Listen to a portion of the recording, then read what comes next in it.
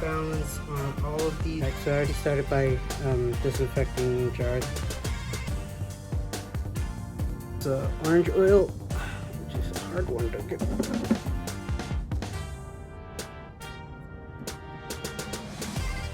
Apple cider vinegars. So one. As you can see, there's some apple and other things in apple cider vinegar with awkward, but also these now are my highly experimental that I let the green pepper. I was essentially able to